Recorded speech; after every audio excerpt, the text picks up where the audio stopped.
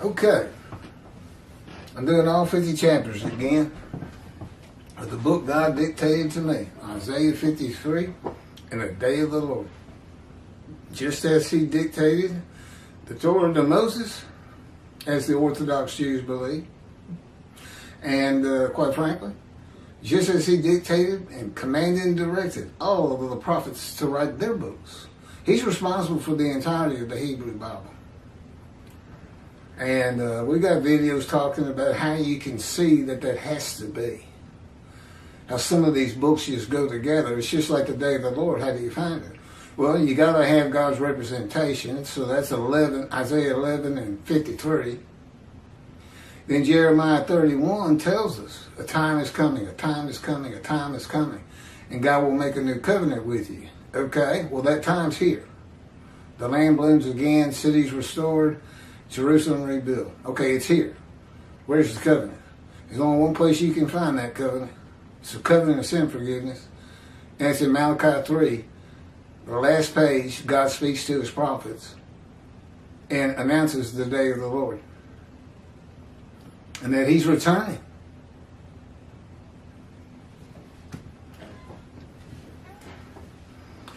The God of Israel, this is called God creates and he forms. Chapter 13.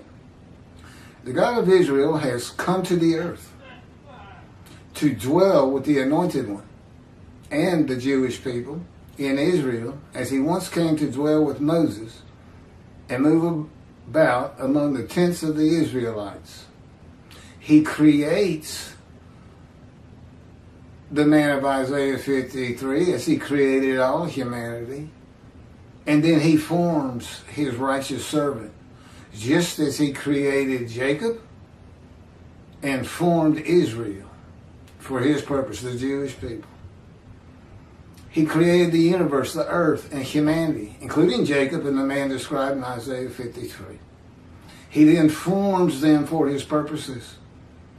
He formed Israel with covenants in the names Hebrew, Israel, and Jew, and 613 laws that defined and refined the Jewish people in the oppression of the world. He forms his righteous servant in the fire of refinement with an oppressive judgment of maltreatment,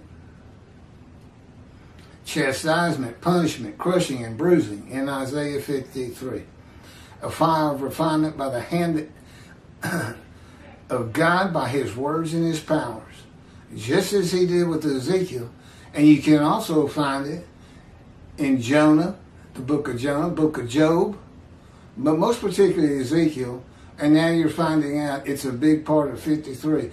God just doesn't use it by name. And he actually describes it, defines it in Ezekiel. And that's not in 53 either.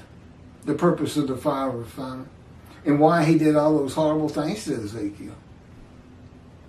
Okay, that was 13. This is 14. I'm going to do them together. 14, Hebrew and Jew. A fugitive brought the news to Abram, the Hebrew, who was dwelling at the terebinths of Mamre, the Amorite, a kinsman of Eshcol and Aner, these being Abraham's allies. That's Genesis chapter 14, verse 13. No one is a Hebrew until a fugitive brought the news to Abram the Hebrew. It was never used. We don't know where it came from. In the fortress Shushan lived a Jew by the name of Mordecai, son of Jair, the son of Shimei, son of Kish, Benjamites. Not Judaites, Benjamites. But Mordecai the Jew. No one is a Jew until Mordecai is described as a Jew. Mordecai the Jew is of the tribe of Benjamin, and his people are the Jews. The name seems to be a form of the word Judah, but the tribe of Judah and the lands allotted to Judah have nothing to do with the word Jew. It is a special word, just as Hebrew is a special word. Words from God for God. Remember, he dictated it. He said, write this down. And he just put them in there. Just it's part of forming the Jewish people. These names identify God's chosen people throughout the world. Just as religious ritual, faith, and manner of dress identify them. God formed Israel in part to test the world, and the people of Israel had to be identifiable. These names and 613 laws did just that, and the world has failed. God changing the name Hebrew to Jew may have more to do with the Jewish people being in exile. Mordecai was in exile than anything else. Shortening Hebrew to Jew, they both end EW, to account for marriage outside of the tribes, a dilution of the pure Hebrew blood. Okay, next up, the God of Elijah, chapter 15.